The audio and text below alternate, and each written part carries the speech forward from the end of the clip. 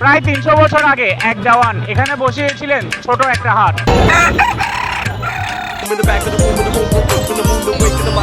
কে জানতো সেই হাটই হয়ে উঠবে চট্টগ্রামের জীবনরেখা, যেখানে ট্রেনের হুইসেল, ট্রাকের হর্ন আর মানুষের ভিড় এই শব্দগুলো মিলে হয়ে উঠবে একটাই নাম।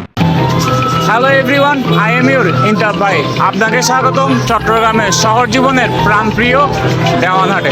ধিতাং ধিতাং বলে এ মাদলে তান তোলে, তার আনন্দ উচ্ছলে আকাশ ভরে যোছনায়। আয় ছুটে সকলে এই মাটির ধরা তলে, আজ হাসির কলরলে নূতন জীবন গড়িয়ায়। আয় রে। শুরুটা হয়েছিল 1750 সালে, ব্রিটিশ আমলেরও আগে থেকে। মহাসিং নামক একজন দেওয়ান বা নায়েব সুবেদার এই এলাকায় হাট বসানোর অনুমতি দেন।